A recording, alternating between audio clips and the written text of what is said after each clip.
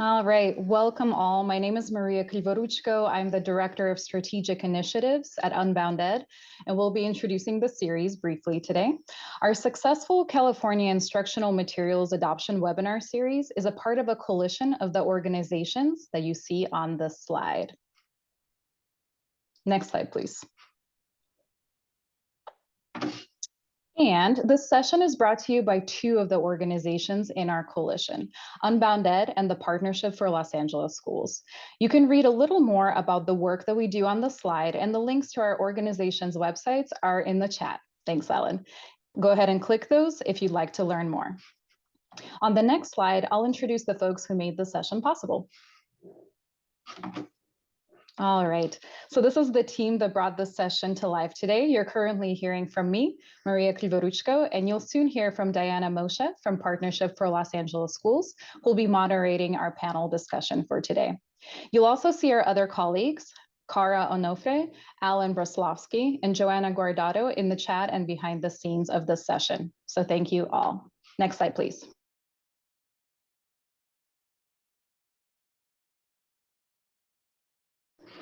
All right, so we're here today on November 16th, talking about the crucial first steps of the adoption process and why going slow to start and focusing on your vision of instruction, student data will ultimately help you to go fast and successfully through your adoption process. We're joined by our special guests from Santa Maria Bonita School District and Granada Hills Charter. You're going to see links in the chat to register for our two upcoming sessions if you haven't yet. We'll be focusing on prioritizing teacher success in the adoption process on November 28th with Aspire Public Schools and with Capistrano Unified School District. We'll also be looking at selection and implementation highlights from LAUSD and Partnership for LA Schools on December 12th. So again, please register and share with your colleagues. Next slide, please.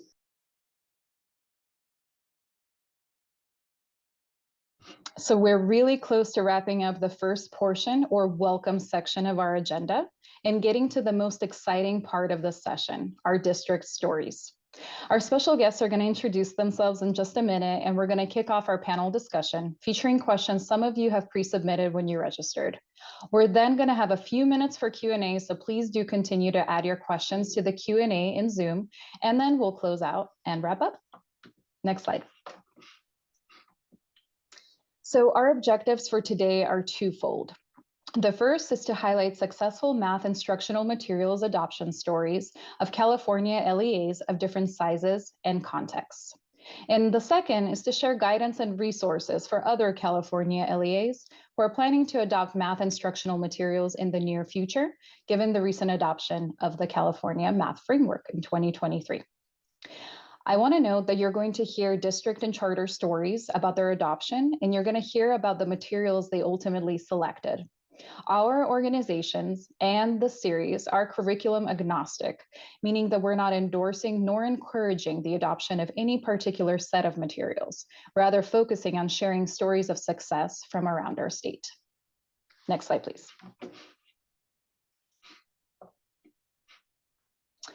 So there's spectacular work on instructional materials being done across the state by districts and charters alike. And we're really excited to spotlight two LEAs today who we know from previous work that we've done together. So both of the LEAs you're going to hear from this session have participated in workshops from the California Curriculum Collaborative, or Cal Curriculum. And I wanted to really quickly introduce Cal Curriculum as it may show up in some of the answers that are shared. Cal Curriculum is a partnership between EdReports and Unbound Ed. Unbound Ed is hosting the session alongside Partnership for Los Angeles Schools. And the goal of Cal Curriculum is to support California educators in adoption of high quality instructional materials through independent reviews, actionable resources, and everything is tailored to the California context. Cal Curriculum is also curriculum agnostic, and you can learn more about it in the link in the chat. You're going to hear from two more Cal Curriculum LEAs next session, and then you're going to hear from LAUSD and the Partnership for LA Schools in our third session. So again, highlighting all of that important work together. Santa Maria Bonita School District, one of the LEAs you're going to hear from today, also worked with Core Learning, which is a subsidiary of Unbound Ed, on their pilot. You can learn more about Core services in the link that'll also be shared in the chat. Next slide, please. And without further ado, I am so excited to introduce our special guest for today, representing Santa Maria Bonita School District, a mid-sized district serving K through 8 students in Santa Maria, California, and Granada Hills Charter, a small and well-established K-12 charter school in Northridge, California. Jennifer Loftus, Nikki Wallingford, and Danielle Martinez Peabody will introduce themselves on the next few slides. And so with that, I will hand this off to Jennifer and Nikki to start. Good afternoon, or maybe good evening, everyone. My name is Jennifer Loftus, and I am the Executive Director of Ed Services for the Santa Maria Bonita School District.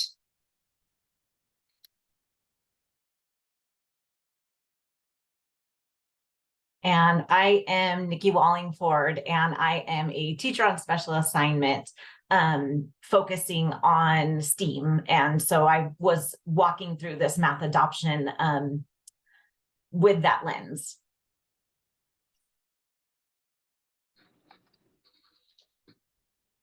Thanks both for highlighting, for just introducing yourselves.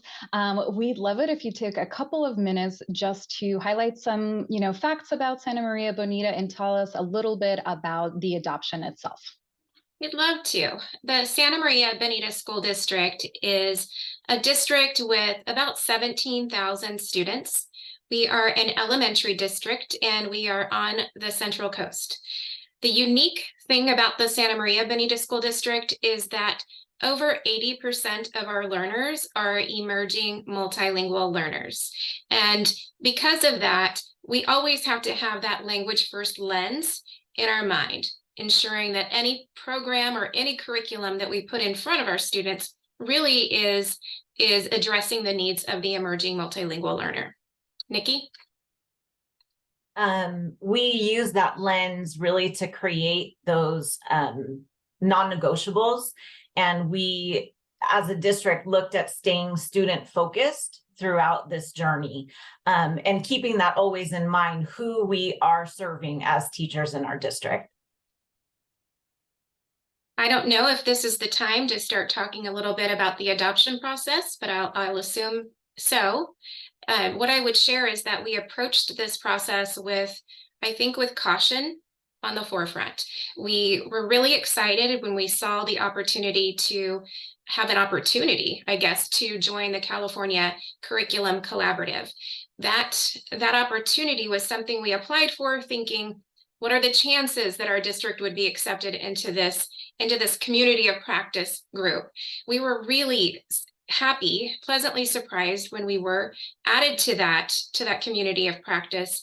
And the year that we spent with the California Curriculum Collaborative allowed us to think through all of the details, all of the things that you want to think about when you are trying to adopt a high quality instructional program. And for our district, the programs that we are moving away from did not necessarily align to the mathematical practices. Because of that, our teachers did not necessarily lean into that learning when it was provided to them. When they returned to their classroom, the material that they had was the material that lent itself to things other than what we wanted to see happening in our classroom. We developed a steering committee to join us on this journey with the California Curriculum Collaborative. And that steering committee included, of course, Nikki and a couple of other math STEAM TOSAs, as well as teachers from both the junior high and the elementary. We are an elementary district, so that is why we didn't have any high school partners with us. We also had school site leader as a part of that group.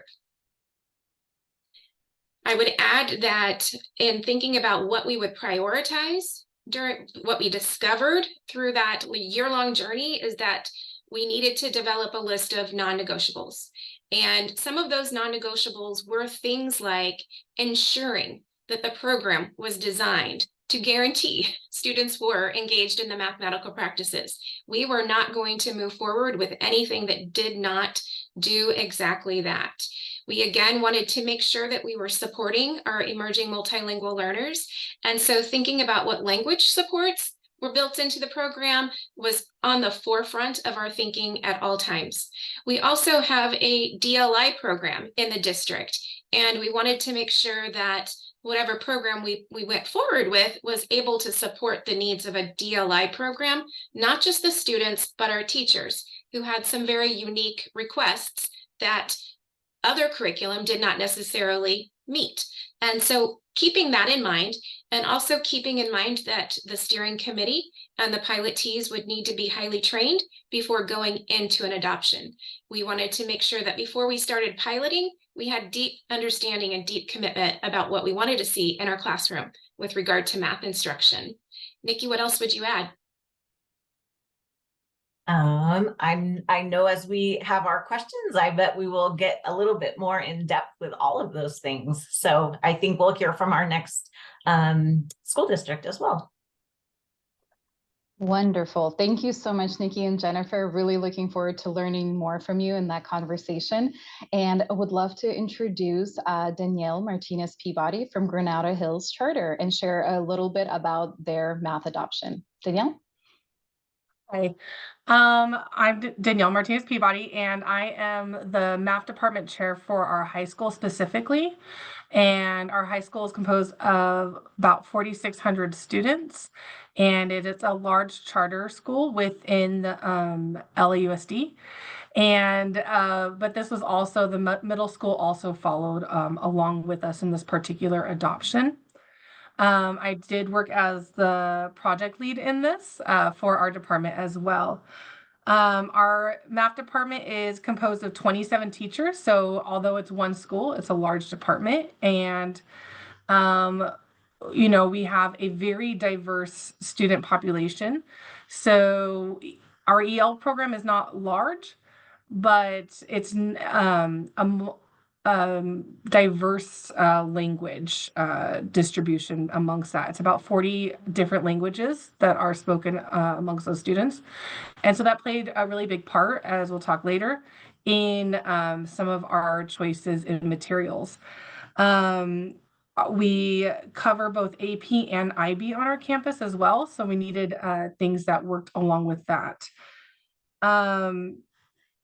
We really saw this as an opportunity to kind of reset the department to not just our geometry group. So even though this was a geometry adoption, we really wanted to make sure that we were all in line in our ideas and our goals and our vision for the school and for the department.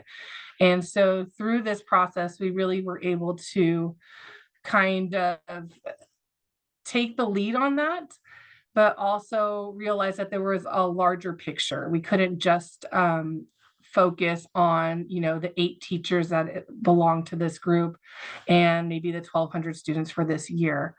So we really worked together as a department to kind of set that vision and mission for our group, and then use that as a springboard to then look at curriculum. Yeah, I think I'm good there. I'll answer more in other questions, I believe. Thank you so much, Danielle. So appreciate that. And with that, I will transition over to my colleague at Partnership for LA Schools, Diana Moshe, who is going to be moderating our panel with our 3 district and charter representatives. Thanks so much. Thank you. All right, guys, time for the fun part. We get to just dig into all of the great work that you all did. I had the privilege of meeting with these 3 fabulous leaders earlier to prep, and I'm so excited for this group to hear their stories. If you have questions as we go through this, please keep adding them to the Q&A feature. We'll do our best to sprinkle them in along the way. But let's not waste another moment. Let's jump right into it. So it was great to hear a little bit about your districts. So like Santa Maria, Bonita, you all were really focused on a number of things, including I heard loud and clear, like, who are we serving? Like, who are kids who are here? And Danielle at Granada Hills, I heard you calling out that you have a lot of different programs that you're serving, AP, IB, and it was also a lever for you to like try to move your teachers. So you had us like probably overlapping and related foci for your work. With that in mind, I want to hear, how did you like approach the beginning of your process? Like, you had an idea of who you needed to serve through this. what did you prioritize as you started and why? I'm going to kick it over to Santa Maria Bonita to start for us. Yes, absolutely. I think, as I shared just previously, our key priority really was twofold. Ensure our students are engaging in mathematical practices so that they are the ones doing the work, doing that heavy lift and getting into the pit, growing those math muscles, if you will. The other priority for us was to ensure that a program was in alignment with our beliefs, that was culturally relevant and met the needs of our diverse community. As I shared, our community is made up of more than 80% ever ELs, we would call that, students that have been an English learner at some point or continue to be an English learner, and meeting their needs was a priority for us. That's great. I'm curious, like, getting people aligned around what that looks like in action is probably pretty challenging. Can you all speak to anything that you did to build background knowledge of the committee members at the start of your review process? Absolutely. The key point was, or part was, joining together with our steering committee that was made up of as you know, classroom teachers, school site leaders, and district support. And our goal was to make sure that we were thinking of all of the different viewpoints of the different individuals who would be engaged in teaching math or supporting math in our system.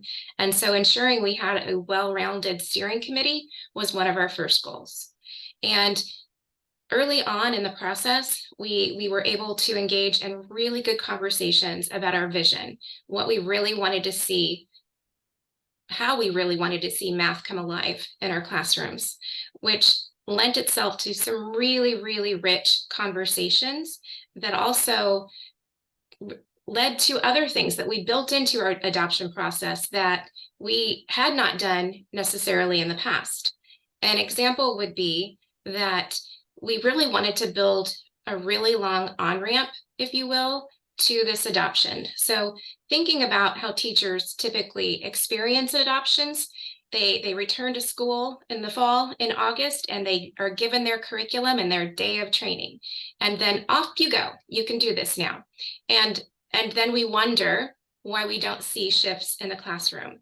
So our goal was to do something different about that and really put the time into the time that it takes for our educators to really dig in and learn the curriculum and implement it with integrity. And so the on-ramp started the year before the adoption, and it was a two-path on-ramp, if you will. One path was built out for any individual who was piloting the material. They had to engage in a series of trainings before they got to have their hands on a rubric or any of the materials that we were bringing forth for them to review. While that was going on, we also had training at the school sites. We built out 6 different opportunities throughout the year for the teachers to engage in math with the mathematical practices in the forefront. Our message to them was, we are going to adopt something that's going to look and feel different. Let's get comfortable with that now before we get the material in front of us. I love it. That's like, I feel like that's a great example of what this whole webinar is about. Go slow to go fast. We have to build our people up along the way. And I think that what y'all are naming is that it's not just about these materials, it's about bringing our community along the way. I'd love to hear from you, Danielle, on the same question. Like, you were coming at it from a similar point of view, but maybe slightly different. Like, what did you prioritize at Granada Hills? Just for some of the background, because we are a charter, we do make our own decisions for the curriculum, and that's really left within our department. We don't have a district or our administration saying, you need to do this or this is a book. So we really had to get that buy-in because they have the freedom, like they can do what they want in reality.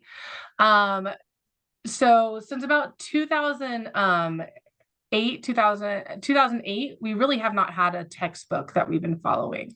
So it's been teacher generated materials. We agreed on a framework, so an order, what standards would be covered in a particular unit.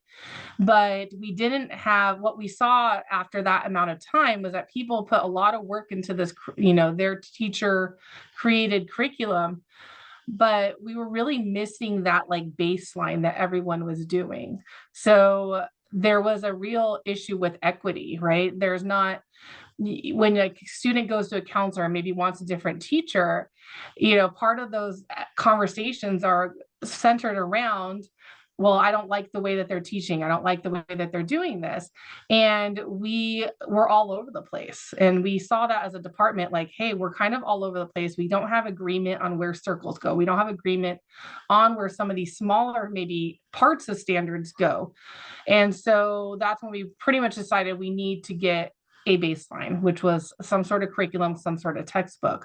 And then along with that, during the Cal Collaborative last year, looking at some of our data, realizing that, hey, we got more issues than just that. We have some holes with our, EL students and some of our, SPED students as well, where they are not being as successful as maybe we want them to be in our classrooms.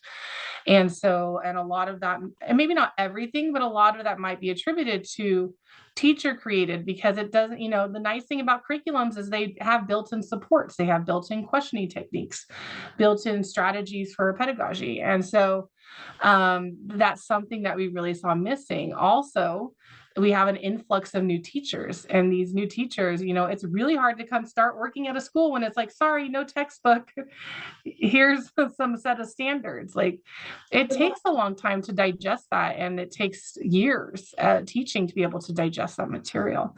So it really was teacher led in that, where we kind of were able to see these issues. And so through that, we were able to sit down with the data, and we knew that, hey, we need to prioritize our EL students, our SPED students, and our low, socioeconomic students. While looking at this curriculum, we really have to keep that lens on of like, it's not just about the order. It's not just about the content. Because I will say my teachers are great with content. That's not an issue. It's really about how can we make sure that those supports are there for these, certain types of students. And it really, we were able to have these conversations and really, have a good place or a good foundation to start these conversations when we start looking at textbooks and curriculums and everything they provide. And we're still having them now as we're taking it on. I love that you said that, because it's like what was standing out to me as you were sharing is like data motivated the start of this, but you brought folks together to have the conversations that they needed to, and that they're professionals. They can have it. They should have it.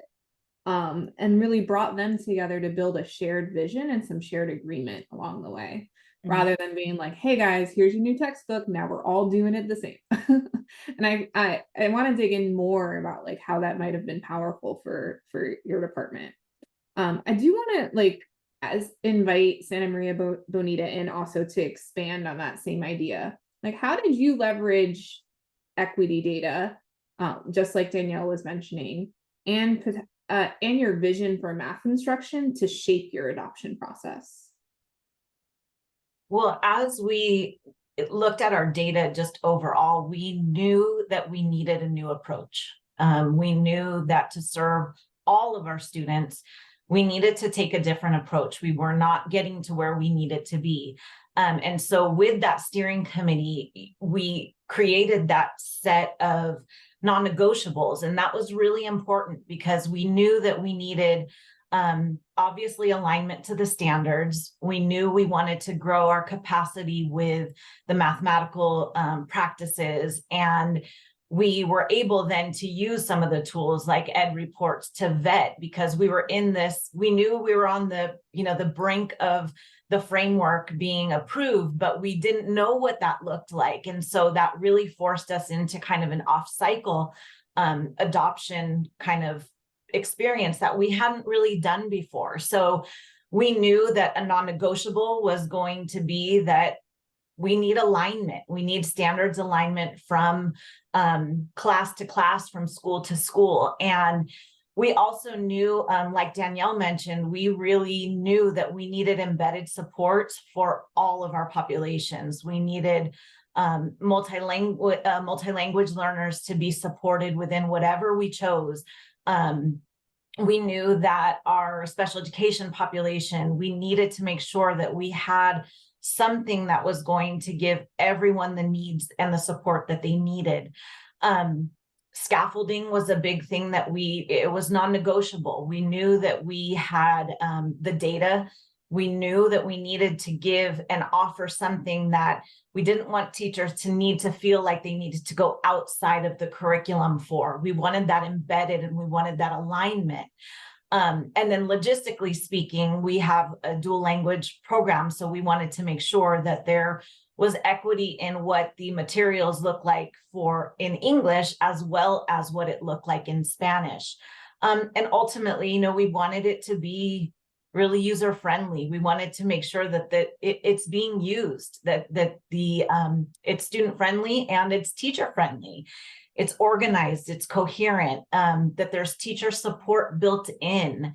And so looking at the data that we have about things like usability and things like, just general student data of using what results are we getting and where do we have the possibility to go from here.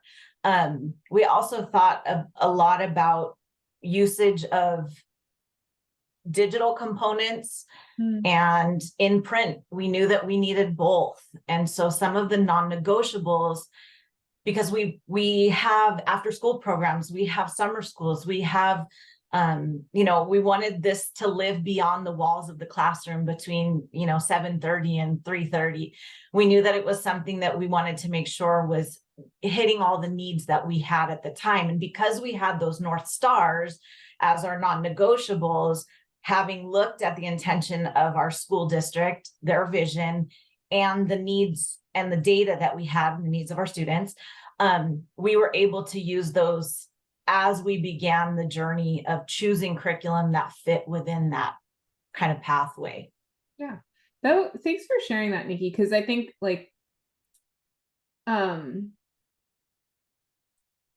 starting with a vision is really key when you're starting an adoption. But I think something important that you're naming is that you made the vision very tangible by saying this is what we want. And these are the ingredients in our program that are going to help us get there. Because a curriculum at the end of the day is you got to pick the right tool for the job, but it's not all that you need to reach your vision. You need people who believe it, who want to breathe it, who have been supported and are bought into it, like Danielle was saying. But I like how what you were naming about our vision told us what to look for in the different offerings that we had in front of us, and it defined the features. And we're very realistic as well. You make your wish list about a curriculum, and wouldn't it be nice if, something were to fit all and check all of those boxes. We were realistic, but because we had the clarity of that bar, we were able to make an informed decision that we felt was best for our population. What if we change the process for us just writing our list and sending that to publishers? There's an idea. Wouldn't that be nice? Maybe one day. There's actually some questions coming in from the audience too, and it's actually related to the next question that we were going to touch on. Stakeholder engagement is so tough, especially if you don't have the time to go slow. So I'd love to hear from Danielle, why don't you start us off? How did you all think about stakeholder engagement throughout this process? I will say it's probably one thing that we probably could have done a little bit stronger as far as a lot of different stakeholders. We definitely had our teachers involved because they were a big part of it. And with that, we do have co-taught classes. So we had our special ed department as involved as well in making those decisions, and the department chair for that department as well. So kind of deciding, if we get this, how is that going to look in learning labs or resource classes or this? How can they access that material as well in order to support those students? And then also, working with our EL coordinator so that any of the supports that we're getting, they also know about so that they can use those in the classes as well in their particular classes. So I think we did really well with those on campus. And then we did pilot like different chapters. So not full pilots of like different whole books, but different chapters. And I definitely like consulted my students of like, hey, how did we enjoy that chapter, of the formatting and things like that. So they got to be kind of like guinea pigs for that year of, we're going to try a few different things and see how it works out. But that's a very small group of students compared to maybe a larger group. So that's what we did. That's, I mean, piloting those chapters gives you really valuable feedback as well. Jennifer, Nikki, how did you all approach stakeholder engagement? I love the question because we don't always think about that. We're so consumed with what we are doing in schools during the day with our kids. And I think our team worked hard to consider how to do exactly that. And a couple of things that we did that we might not have done previously was first to engage our labor partners with the conversation, knowing that they had an interest too in having a voice in the curriculum that teachers would be using. So we did that on the front end. And then of course, all of your ed partners at your school, all of the different kinds of teachers, like Danielle said, and then you can't walk past your parent community when you think about your educational partners. And so we put together an activity for our parents and our school board members to engage in. That was really, it was third grade math, I believe. And they were doing math in a way that was very unlike how they learned math, right? And what we wanted them to do was to have the experience that we want our students to have, and to realize that it's okay if it doesn't look like the curriculum that you had when you were in school, that there are reasons why we have shifted our practices in math. And so I think that was a huge eye-opener for a lot of parents. Not all were 100% comfortable with that type of math, but they certainly all agreed that it was rigorous. That third grade problem really had them thinking. And there wasn't just one right answer. We were careful in selecting items that really lent itself to hearing all voices in math. That's amazing. I think that for something that I've observed to be challenging is really engaging parents as partners. And I think that the lens that you're taking is like, let's help everybody kind of mark the change that we're making and bring them along the way, is probably going to pay big dividends for your kiddos down the road. I'm wondering, I'm getting good questions in here, looking at what we have left and the time, trying to triangulate. Let's talk a little bit about like what helped you through the process.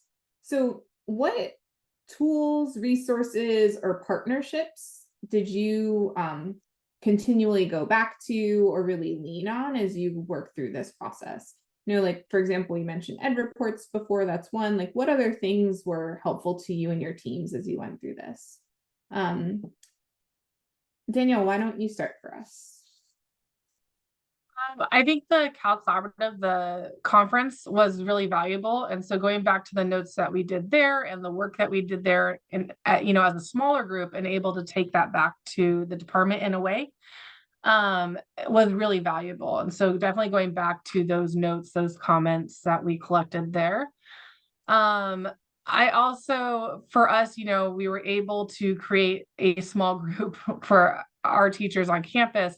And so we really did have the support of our school to do this, both financially and, the time wise. And so that got a larger group of teachers involved. And we really just went back to, making comments and looking at all the different things. And then obviously continuously revisiting that vision that we created so that we had a focus, because it's so easy to like get into these meetings, go, oh, that looks cool, that looks fun, but then forgetting why we're doing this. And so kind of always taking it back to the why. I love that.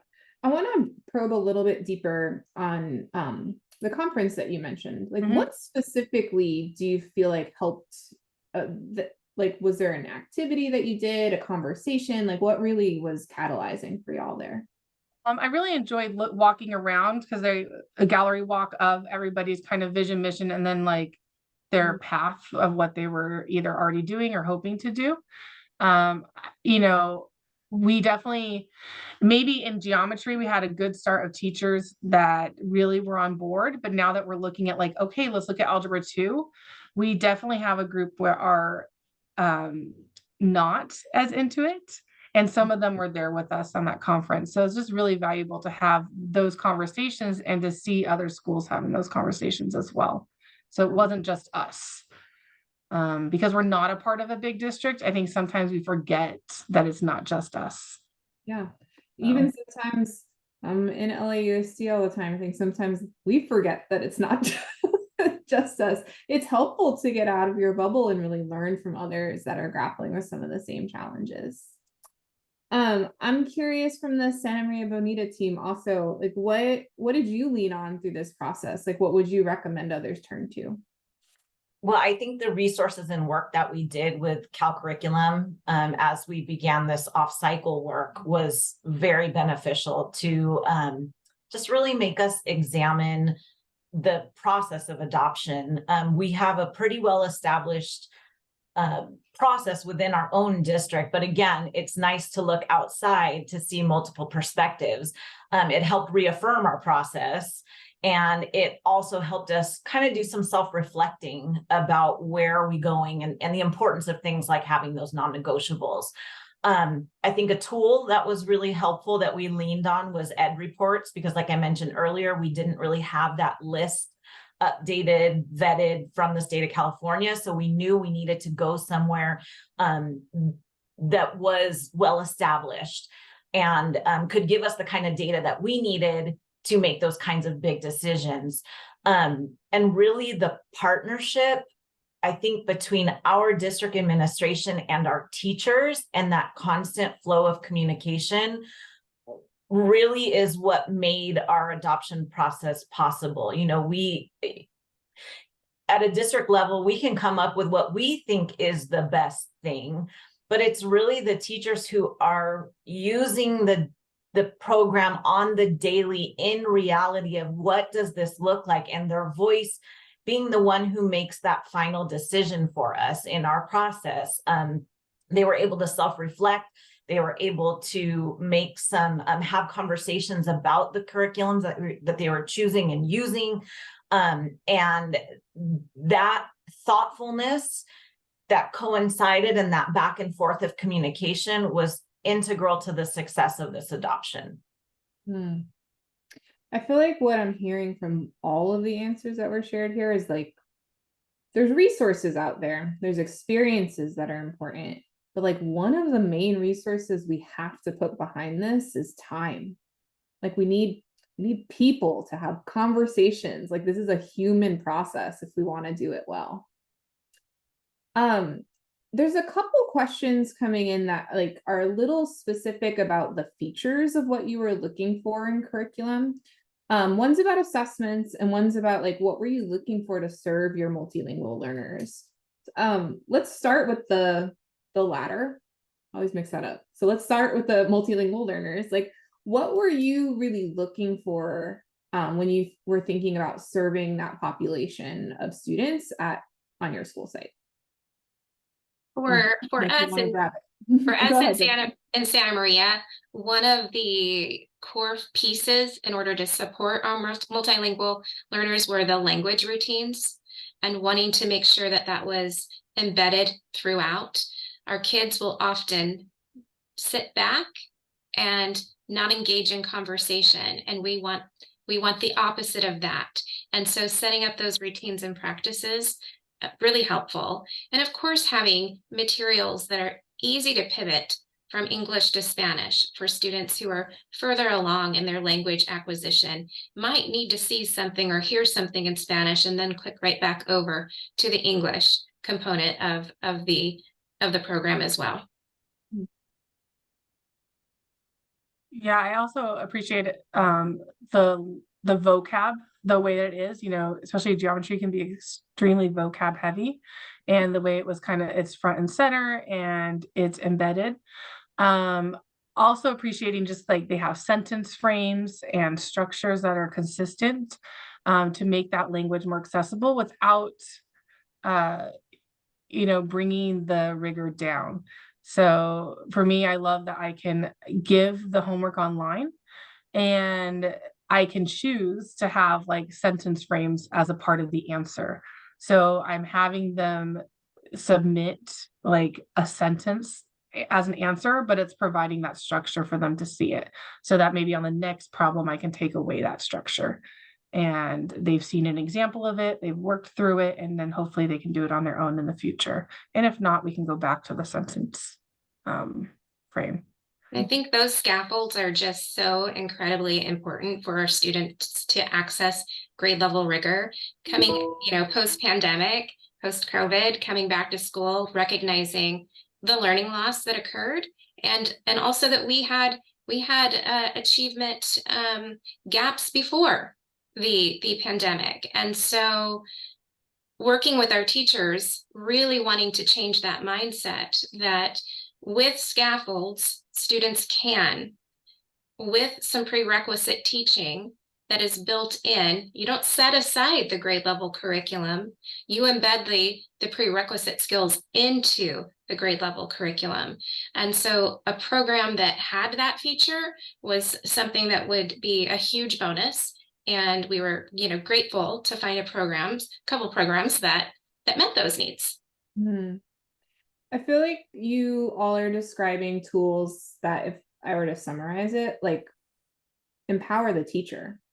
It's like it's challenging to serve students with many different needs in your classroom, and no sentence frame is going to make it super simple, but it at least like gives teachers a toolbox to start to solve the problem that only they can. Like we have to empower our teachers to make those decisions. I feel like this question is related, but it came from our participants here. I'm wondering how the availability of curriculum embedded assessments informed your selection, especially when we think about like the dynamism that's required of a teacher to like take all the information that they're getting from their kids and really adjust instruction.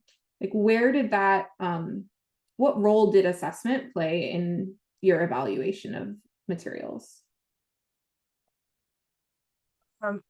I think for us, it was actually extremely important, not necessarily that they were all offered online, but that we had the flexibility again for that, not just the choosing the material, but then for the implementation aspect. I needed flexibility in the department. I needed some teachers to be able to do it on paper and some to be able to do it online, because I was never going to have a consensus of like, we're all going to do it online every single time, or we're all going to do it on paper. And so the fact that they can take the same type of problem or the same difficulty of problem and have it either way, what works for them, is great for us. But also just having like the assessment programs or the assessment questions was really important, because I think that gives you a common goal of what you're trying to get the students to learn. So if you can see what the assessment is, covering and the standards that we're focusing on, then there can be some agreement along the way of like, hey, this is really important, or you know what, that's not maybe as important, because this happens. We don't have time maybe for everything to cover as much as we would love to cover it. And so having a common test at the end, or at least some common questions at the end, provides a little consensus. And so again, back to that equity piece of, that students are getting a similar experience in every classroom. And I think one of the things that we took into consideration also is that continual assessment, that we don't want to over test our students, but we definitely want to have a consistent gauge to know where we are, to know and be able to build in that scaffolding that we talked to at the appropriate time. So as an assessment, we definitely knew that we kept that bar at the standard. And we also then wanted to make sure that that was being monitored over time. I think it's important to also say that we recognize the amount of work that takes of a teacher. And so we wanted to find a program that would support them in doing that. Our goal has been to really to strengthen our multi-tier systems of supports and finding those precise gaps, and then being able to very quickly get to what you need so that you can do that without digging through a bazillion files or going online and searching for different activities. How great would that be for our teachers if they had it right there at the touch of their fingertips? And so that played into our decision too. We wanted to make sure we were able to give effective interventions in addition to those scaffolds, those just-in-time scaffolds in the classroom. Yep. So the data it sounds like you were looking for assessments that would allow you to maintain a high level of rigor for all students, and you were viewing them as like another lever for equity for students, not to gatekeep and say you're not ready, but actually to say like, how might we get you ready, and also what do you already know? I love it. I'm going to go ahead and I'm going to ask one of the grand finale questions, my favorite question. I have a privilege of getting to talk to so many smart people all the time, and I get lots of advice. Sometimes they don't even know that they're giving it, but I want to turn it over to you, these fabulous leaders. For folks who are listening, like, what is one piece of advice that you would want to share with folks in similar seats who are either considering adopting or even in the midst of it? Maybe they already started. I love the title of the webinar simply because that would be my advice. Definitely go slow to go fast. We often get incredibly rushed, and we have so many things going on, and it's easy to just try to check the box and move on. Don't check the box and move on. Go slow and dig in. To piggyback on that, I think staying the course, everything about this process is change. And change is incredibly difficult sometimes, especially when you've had a program for 6 or 7 years, that now I have to, as a teacher, refocus my learning so that I can be the most effective teacher. And so that's why that mindset is so incredibly important to put alongside the training. Anybody can find on page 47, this is where you'll find this thing. But how do we change that mindset? So going into this, change is hard. And so staying the course as you check the boxes and take the time to reflect, I think is incredibly important. Teachers are the ones who are going to end up doing the work, to set up the lessons, to deliver the material to the students. And so just making sure to really get them on board at the beginning. And that's why it might take a while. And so that can be through data. You're going to reach different teachers in different ways. So some are going to really want that data to reflect why do they have to go through all this work? Because it's a lot of work. And some are just going to want to, see the materials, see lots of different choices. And so I think kind of asking the teachers, what is it that they're looking for as well, but also always going back to, we're doing this for students, and we're doing this, and hopefully that vision reflects that you're doing that for students. And so always going back to that and going, let's remember why we're doing this. Because I think we had to revisit that a lot, because it's very easy to kind of go, well, I don't like this. I don't want to do this. This is not the way I would do it. And so realizing that you're a group, it's not just one teacher. So I'm always telling them that, remember, we got more than just one. We have to do this for everybody. And then always reflecting back to that material, the data, the vision, whatever it is at that time, but always keeping that objective front and center of why you're doing this. Again, I said that before. Amazing. You guys are full of sound bites. Go slow to go fast, stay the course. Teachers have to do the work and stay grounded in your vision and your why. I think that's great advice. To wrap it up, I'm going to ask just one more question. This one's a little forward looking. As you turn your attention to the next part of the journey, implementation, What's one word that describes how you're feeling, and a sentence or two about why? Let's round robin it. So Nikki, can you kick us off? Excited. We have not built in professional development in the past the way that we have built in professional development as part of the implementation as a whole. And it's really exciting to see teachers getting on board because of that thoughtful, in partnership with our curriculum, seeing where we're going next, and that this journey is not over in June, that we are continuing the journey beyond that. Jennifer, how about you? I have to say, first of all, that Nikki stole my thunder by going first. So my second word would be encouraged. As we've said, go slow to go fast. And part of our journey is looking forward and allowing teachers the time to really learn, to take risk and learn. And so we've committed to 3 years of focused professional learning, specifically around implementing this high quality curriculum. And we're already hearing tidbits of input from our classrooms about things that they're seeing in such a short time. And so my word would be encouraged. I think I have 2 words. One is just, excited of where we can go. I think now we can, because we were so focused on teacher content, teacher created content, a lot of our conversations in our professional development time were always focused on the content. What are you doing? What material are you using? And so now I'm excited that the conversations can change to how are you doing this? What are you doing? How are you scaffolding? What questions are you asking? So I think those conversations can change, and those conversations will be more exciting and interesting and effective in changing what we're doing for students. At the same time, I feel challenged because we are in the middle of it. And there's, once you get in, there's certain things you're like, we don't like that. Like, we wish that was a little different.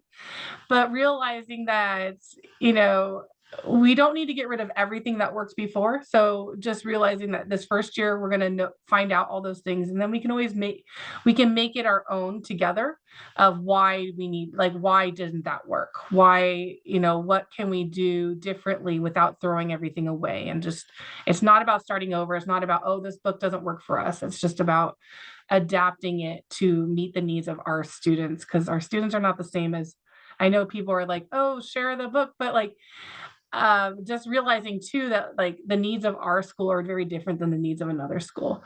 And so, this might work for us, it might not, but we just have to adapt with it.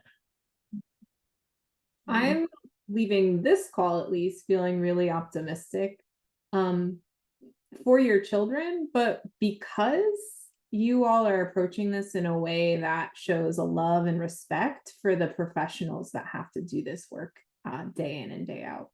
And I think that lens and approach builds durable schools that can love our kids when they get to us in kindergarten all the way to when they leave us and head to whatever they dream of later. So just thank you so much for bringing your story openly to this conversation and helping others learn from the journey that you've taken to bring your teachers and teams along the way. So lots of gratitude.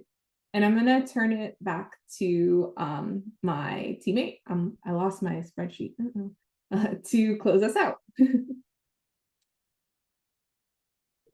Thank you so much, Diana, Danielle, Jennifer, and Nikki. That was such an enlightening conversation, and I too am leaving so optimistic and so grateful that you all joined us today to be able to share your stories. I think this is so many of the equity-focused mindsets and best practices and resources that are so useful for districts and charter networks all across California. So deep gratitude to you all. And we are going to just do a really quick wrap up. Alan just dropped some links in the chat to register for our additional sessions. Please do so, and bring any colleagues that might want to join as well. And in just a second, you're also going to be invited to complete another poll. So you had a poll in the beginning of the session, and we're going to have one to finish off. And we really look forward to continuing the conversation with you next time. So please do fill that out and have a wonderful rest of your evening and a wonderful fall holiday for those who celebrate. Thank you.